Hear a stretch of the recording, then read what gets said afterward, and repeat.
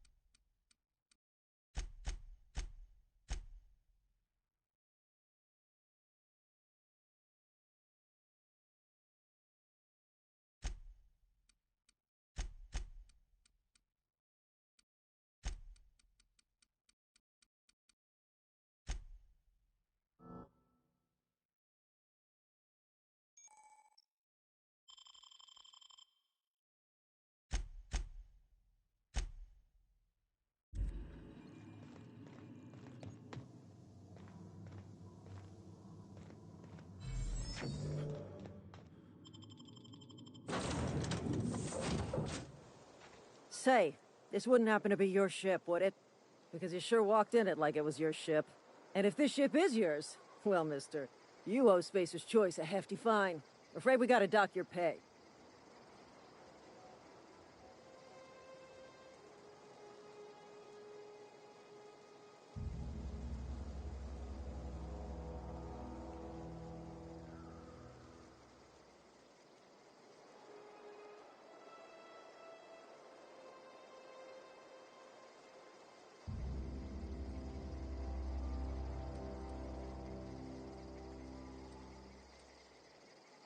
Oh, by the law. I'm so sorry. I had no idea we had an inspector coming. If you'd like to speak with my manager, I'd report to Constable Reyes in Edgewater. Edgewater's not too far. Just follow the road east of here, over past the cemetery. Now, if you'll excuse me, I need to inspect the crime scene before I make my report.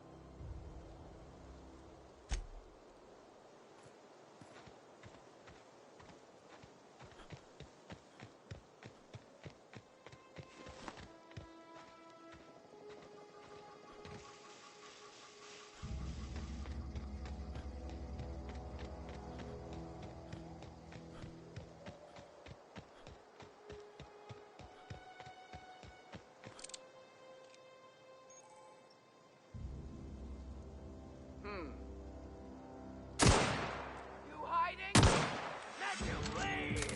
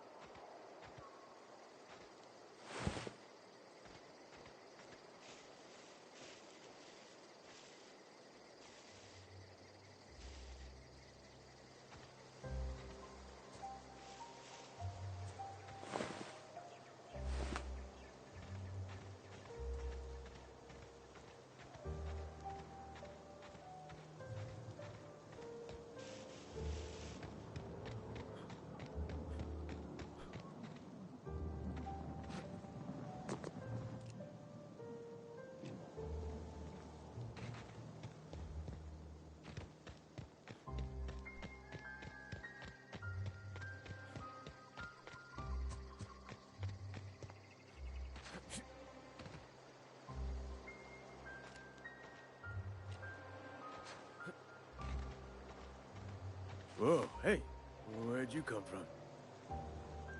Don't go ambling out in those hills. That's marauder territory, friend.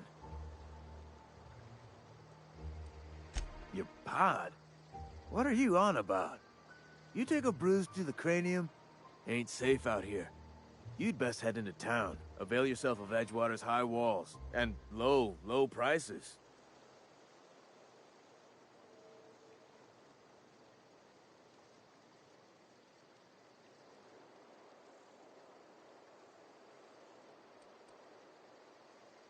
Pleased to make your acquaintanceship. I'd shake your hand, but I've been hauling corpses. You don't want none of that on you. Name's Silas. Junior in humor for the town of Edgewater. We're all part of the Spacer's Choice family.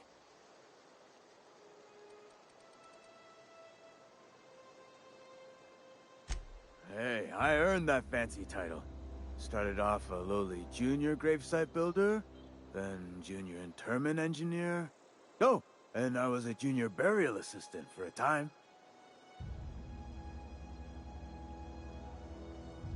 The rate I've been working, I'm bound to earn a promotion. Must be about 50, 60 burials away from associate in humor.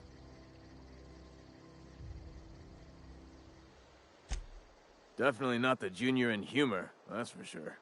If you've got business inquiries, you should stop by Reed Thompson's office. He's up in the tower above the cannery.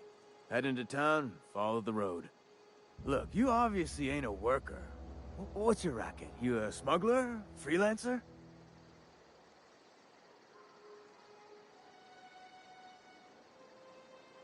Edgewater is a company town, board-owned and operated. That includes the cemetery. None of us own our gravesites, we rent them from the company. Renting means money. Money means paperwork. Paperwork means signatures. Some of our families become a mite delinquent in paying their dues, you see?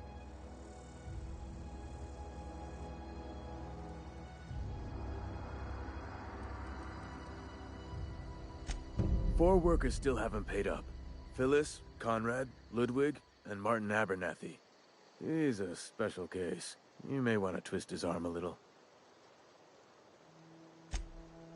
He just is. Look, I don't want to get into it. Just make sure he pays up. Conrad's got a barbershop in town. Phyllis works at the cannery most hours. Abernathy...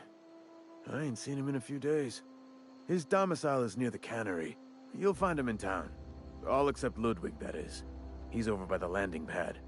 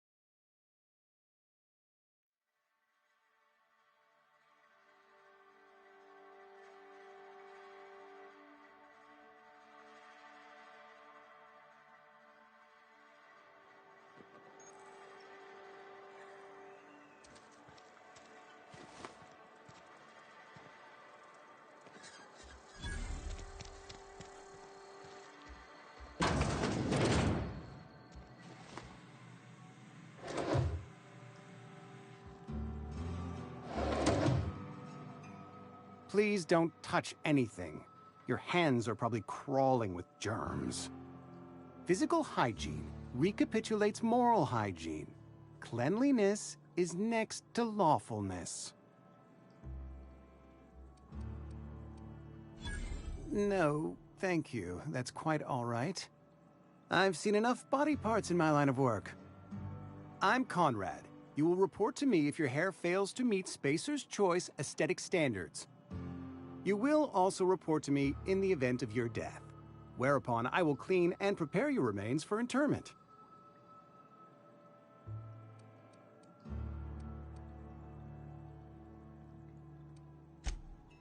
A ship? Dear me. You seem to have lost the ability to distinguish between reality and fantasy. This is what happens when you let your imagination run wild. I don't approve of fantasizing. It's a dreadful habit, corrosive to the mental faculties. You ought to let the vicar take a look inside your head. Vicar Maximilian, our man from the OSI. here to spread the message of scientism like a soothing balm upon a feverish head. Or so you'd expect. You'll find him in our local church, probably neglecting his duties. He doesn't seem to like us much. The vicar has not been with us long, and in his relatively short tenure in Edgewater, gives off the distinct whiff of superiority. Ah, gravesite fees. Silas and I had talked about this at length. I thought I'd made it clear my pecuniary situation precludes the necessary restitutions. As broke as pie crust, friend. Bidless, indigent, destitute. I simply cannot afford it. I am a blemish on the prosperity of our fair settlement. When I expire, I expect Silas to toss my body into a ditch.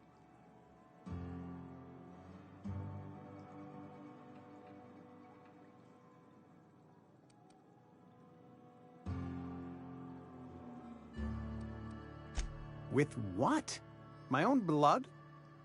Tell Silas I can't afford to pay, and that I fully expect to have my medical rights revoked for this dereliction. With my apologies. Some time ago, I fell ill with the plague. By the grace of the law, and through my own hard work, I'd proven worthy of treatment. Frankly, I don't imagine I'll earn that right a second time. The barber work hasn't been profitable, you see. I've had to keep this old place running with my own savings.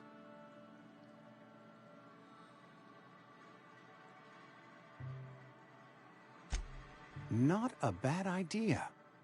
But I'd need some kind of collateral. My pair of lucky clippers! No, that won't do. Your idea intrigues me, but I'm afraid I don't have anything to give Silas. I'm open to suggestions.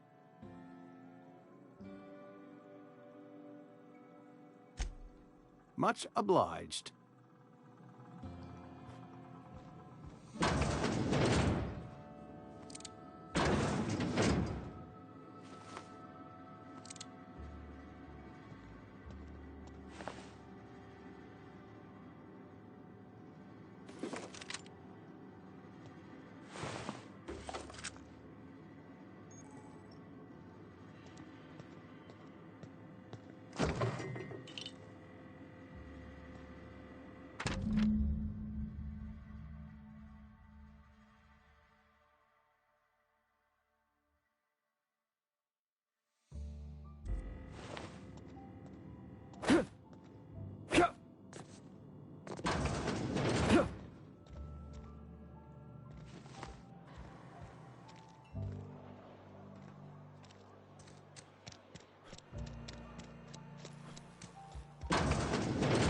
Yes, Mr. Thompson.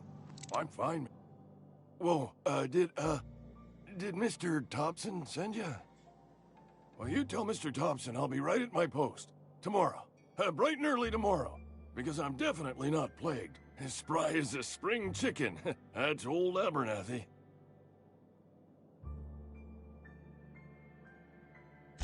And what are you doing here? Visiting? Well, let me give you the grand tour. This here's my domicile, and there's the door. What? No. I mean, I might be. That depends on who's asking.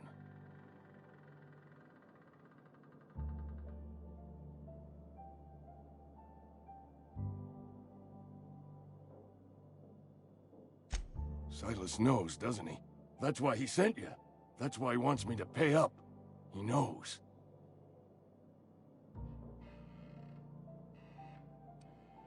Sounds like he's already told you. You may as well hear it from me. I'm dying. I'm not long for this world. The date of my expiration is fast approaching, and soon I shall be ushered through the great cannery in the skies. It's plague. Has to be. Silas knows. He knows I got one foot in my grave, and now he wants to charge me for the other one.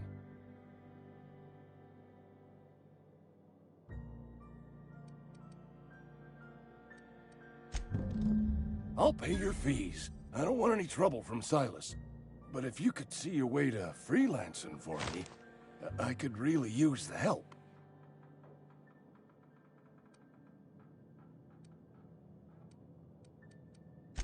There's a cache of anthracillin tucked away in the old community center.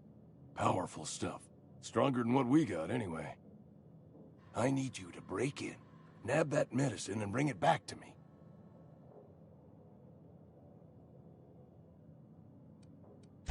You oblige me with your haste. I think I feel the plague spreading. Oh, Law, it's in my spleen now. I can feel it. Just keep your head down when you're in there.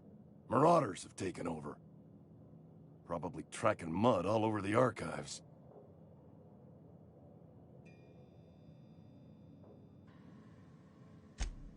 I know that, but I got nobody else to turn to. Reed would have wrote me up. Constable would have locked me up and wrote me up. Could have gone to see the good vicar, but I never did find my courage.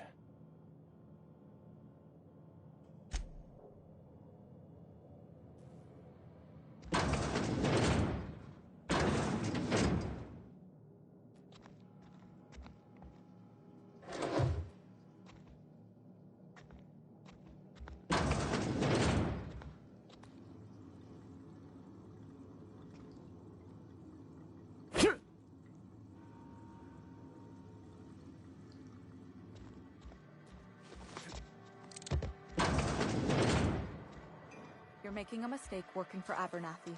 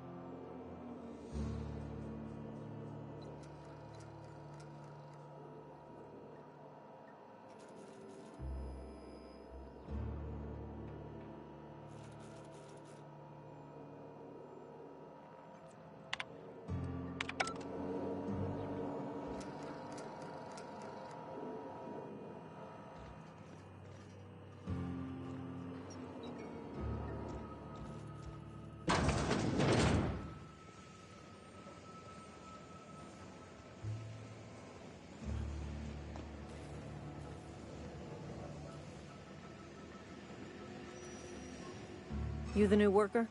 Whatever. Make it quick, Tenderfoot. I'm busy. Foreman Granger. Mind those words don't come out of your mouth unless preceded by yes, or right away, or thank you. Shit. Silas still on about that. Here, take the fees. I'd appreciate it if you didn't tell Reed I was late on my payment.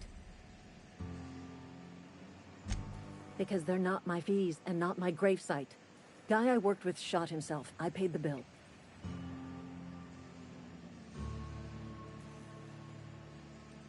If you're not familiar with board law, you ought to be. Law requires delinquent gravesite fees to be paid by the deceased party's closest living relative, which meant me. Shame, though. Eugene was a good worker. Woke up one morning and put a round through his upper story. Can't imagine why. The kid was doing all right at his desk. We all thought he was an upstanding receptionist. Just between the two of us, I'm pretty shocked his weapon didn't misfire. Spacer's Choice handguns aren't the most reliable.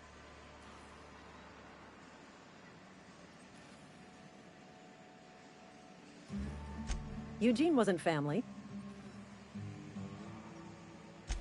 Yeah, I was the closest living person relative to his body at time of death. I'm the one who found him, you see, so I pay the fines. Suicide's a crime.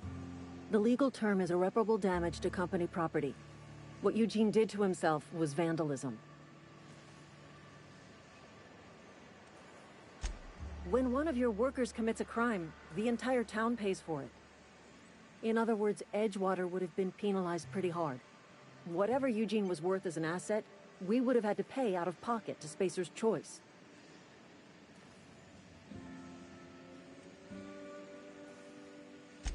Look around. Edgewater ain't exactly swimming in luxury. We can't afford to pay the body price of a suicide. All I know is Silas asked me for Eugene's gravesite fees. which means he was approved for burial, which means his papers went through, which means the town's in the clear. I'm just glad to put this whole ugly affair behind me. Eugene can rest his bones in peace, and the rest of us can get on with our own lives.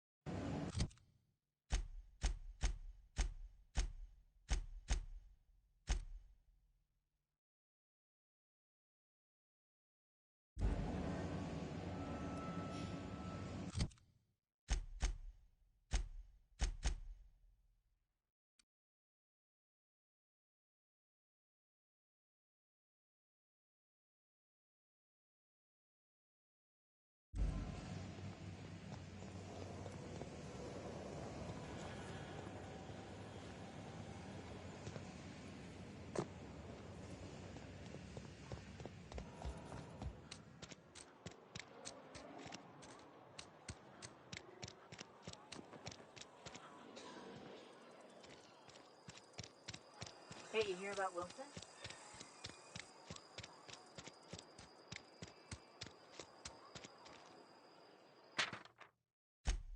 Sometimes I wonder what I'm doing with myself. Don't let the boss catch you saying that.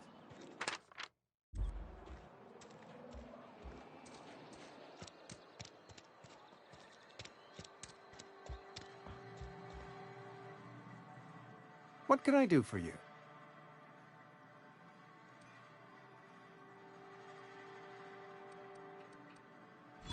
Oh? Am I in the company of a fellow doctor?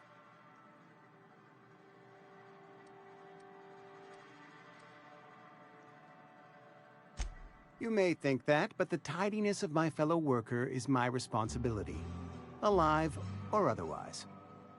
Whether you're showing up to work or going to that great cannery in the sky, it's my job to make you look like a million bits.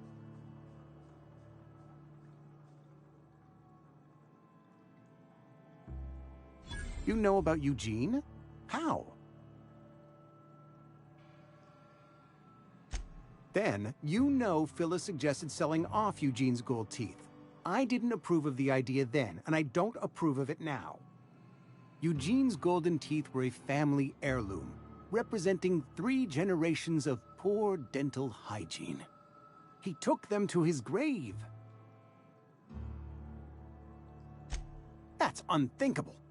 Eugene's body and all rare earth minerals contained therein are solely the property of Spacer's Choice.